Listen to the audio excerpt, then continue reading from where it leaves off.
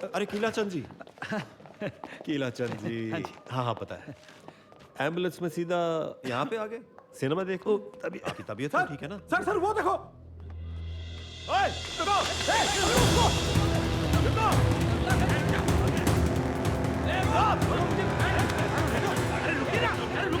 मेरी बात तो सुनो, मेरी बात तो सुन लो। अरे बात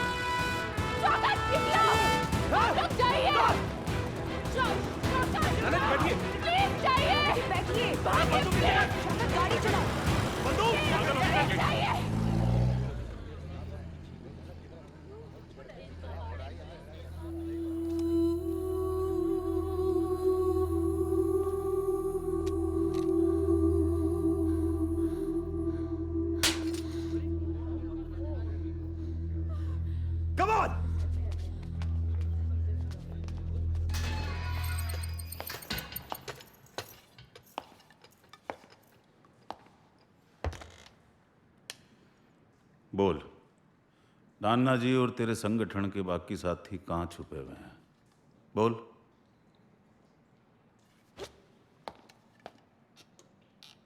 देख, ये सरकार तुम लोगों को छोड़ देगी नहीं। तू और तेरे संगठन के सारे लोग ऐसे ही सारी जिंदगी जेल में घिसटते रहोगे और सड़ते रहोगे, समझी? और तुम लोग जिंदगी भर माँ बेटे की गुलामी करते रहोगे। गुलाम गुलाम गुलाम दिख रहे हैं हम तने, हैं? दे इसे 3rd डिग्री।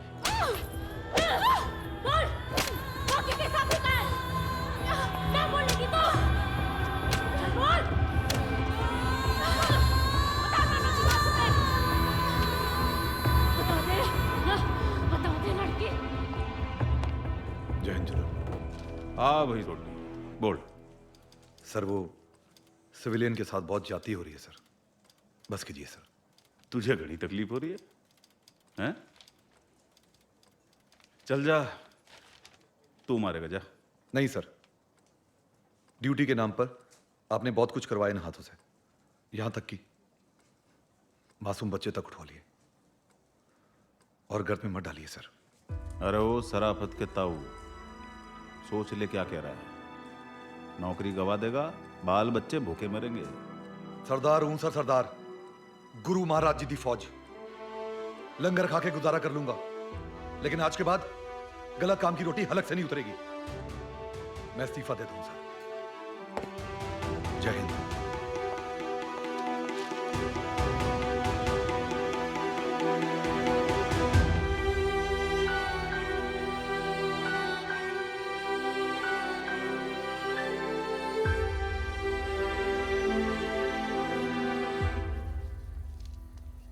नमस्ते चीफ। चीफ, फॉरेन डेलीगेट्स के आगे पर्चे फेंकने वालों को हमने पकड़ लिया है, वो भी सिर्फ 12 दिनों में। उन पे क्रिमिनल चार्जेस लगा दिए हैं चीफ। चीफ, पार्टी के लिए जान दे सकता हूं मैं लेता हूं।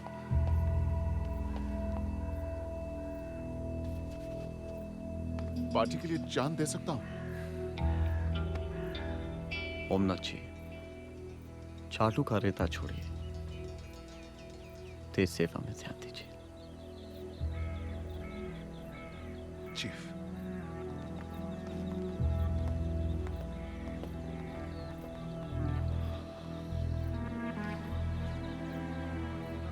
यहां पर साइन आपके लगेंगे, ठीक है? इंदु जी, कोर्ट ने मुझे आपका वकील अपॉइंट किया है। सरकार आपको और आपके संगठन को पॉलिटिकल प्रिजनर नहीं, खतरनाक क्रिमिनल मानती है। और मैं इस सरकार को सरकार नहीं मानती।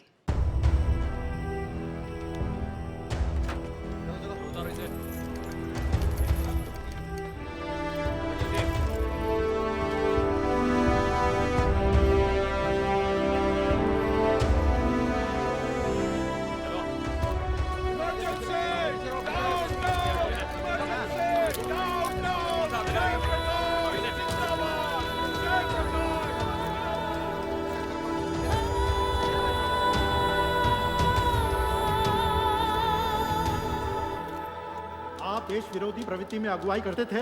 देश विरोधी नहीं, सरकार विरोधी। जज साहब, हम पे जो आरोप लगाए जा रहे हैं ये बेबुनियाद हैं। हम लोग पॉलिटिकल प्रिजनर्स हैं, क्रिमिनल्स नहीं। आपने नक्सलाइट लोगों से मिलकर ये डायनामाइट हासिल किया था। जी हाँ। आप अपने हिम्मत इंडिया के साथियों के साथ मिलकर जगह जगह ब्लास्ट करना चाहते थे। जी नहीं, ये झूठ है। मेरे साथियों की इसमें कोई भूमिका नहीं। मैं उनको बहुत पहले ही छोड़ चुका था। आप अपने ऊपर लगे सारे आरोप कबूल करते हो। जी हाँ, गर्व है मुझे। गर्व है मुझे इन आरोपों पर। आपने हिंदू सरकार और नक्सली बच्चों को पनाह दी थी। वो नक्सल नहीं थे, आम लोग थे, मेरे जैसे, आप जैसे। जज साहब, हाँ, हम लोग एक ही संगठन से हैं, लेकिन हमने आज तक ऐसा कोई काम नहीं किया जिसमें किसी की जान को नुकसान हो। हाँ तो मिस सिंधु, आप हिम्मत इंडिया संगठन के इन लोगों को जानती हैं। जी। आपने विदेशी मेहमानों के सामने सरकार विरोधी पर्चे फेंके थे। जी। आपने और आपके साथियों ने मिलकर नाना जी के नेतृत्व में देश के खिलाफ हिंसा का प्रचार किया था। नहीं, नहीं। क्या आपने पुलिस ऑफिसर की रिवॉल्वर छीनकर नाना जी की भागने में मदद नहीं की थी? बताइए। You know, you are a threat to internal security. Do you accept it? जवाब दीजिए मिस सिंधु। हो गया? पढ़ लिया आरोपनामा? जज साहब, मैं मानती हूं कि मैंने विदेशी मेहमानों के आगे नारे लगाए थे और पर्चे भी फेंके थे। नो योर ऑनर, सिर्फ पर्चे नहीं फेंके थे। इन्होंने अपने साथी शिवम रेड्डी के साथ मिलकर रेल की पटरी और पावर स्टेशन को डायनामाइट से उड़ाने का प्लान किया था। नहीं, हमने ऐसा कुछ नहीं किया था। हमने सिर्फ एक अहिंसात्मक विद्रोह किया था। करना पड़ा। आज दुनिया के सबसे बड़े लोकतंत्र में सब चुप हैं, और अगर सब चुप हैं तो किसी ना किसी को तो चीखना पड़ेगा। अगर मेरी चीख गुनाह है तो हाँ, मैं गुनहगार हूं। आज 30 साल की आजादी 20 सूत्री प्रोग्राम के तले दबी हुई है। नसबंदी, प्रेस बंदी, मोर्चा बंदी, हर तरफ पाबंदी। ऐसा लग रहा है जैसे पूरी की पूरी मानवता मीसा के तहत जेल में बंद है और बोलने की आजादी को रोज फांसी दी जा रही है। Miss Sindhu, please come to the point. कौन सा पॉइंट? सारा देश भटक गया है पॉइंट से। कुछ लोग कहते हैं कि देश में अनुशासन है। अनुशासन नहीं, शासन का डर है। Miss Sindhu, enough, enough is enough. Mr. Prosecutor, let her speak.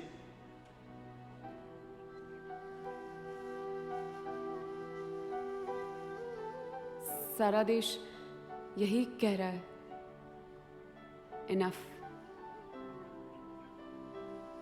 तो क्या सारे देश को जेल में डाल देंगे? जज साहब, मैं कोई क्रांतिकारी नहीं हूं और ना कभी थी। मैं देश के बाकी लोगों की तरह एक मामूली सी चुपचाप सी जिंदगी जिए जा रही थी। मेरे पति सरकारी अफसर थे। फिर भी मुझे नहीं पता चला कि इमरजेंसी कितनी बड़ी बला है। एक दिन यूं ही चलते चलते मैं गली में मुड़ गई और अचानक से मेरे सामने 2 बच्चे आ गए।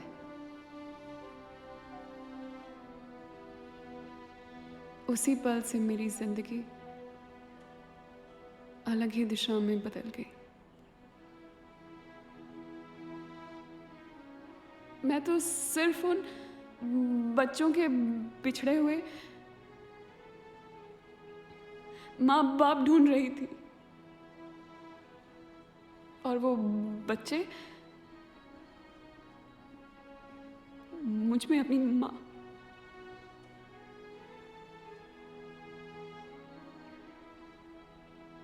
वो बच्चे कहाँ हैं, किस हाल में हैं,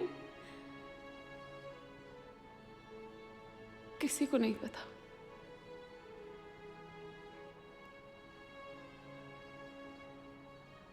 मुझसे छीन लिए गए थे वो बच्चे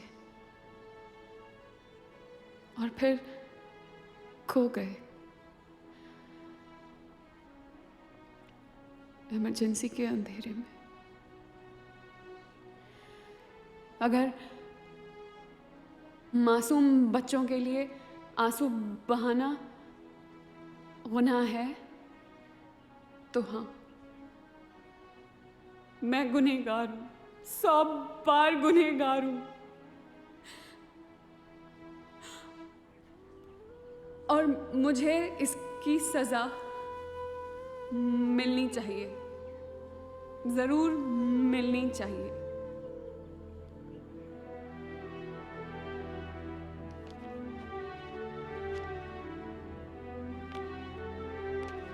कोर्ट के इतिहास में ऐसे मौके बहुत कम आते हैं जब आरोपी के असली मकसद की बारीकी को हम समझ पाते हैं,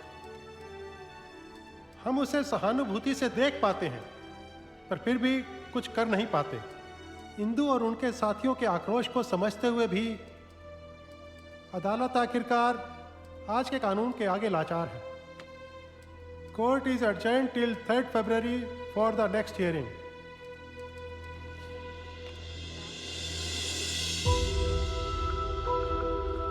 चलिए आगे बढ़िए, चलिए चलिए सब लोग वैन पे चलिए, चलिए चलो चलिए चलिए वैन पे बैठिए।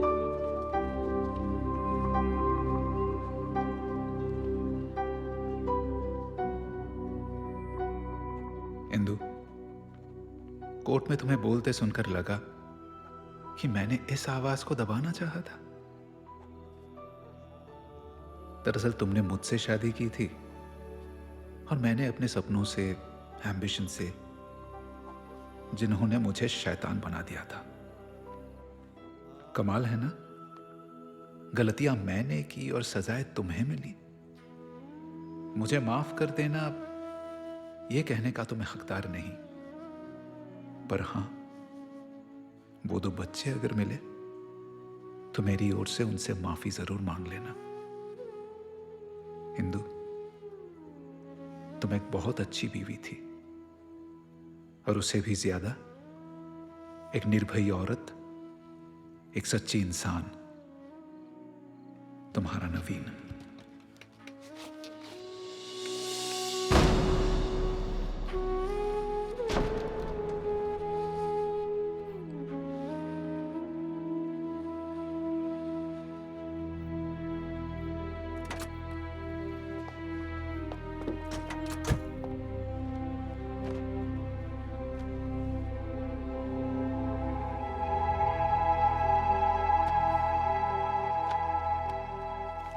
शाह हमें इतनी बड़ी मेजॉरिटी मिल सकती है? जी हाँ सर, हमारे ग्राउंड रिपोर्ट्स के मुताबिक अगर आज इमरजेंसी हटाई जाए और 3 महीनों में चुनाव हुए तो हमें 320 सीटें मिलने की पूरी संभावना है।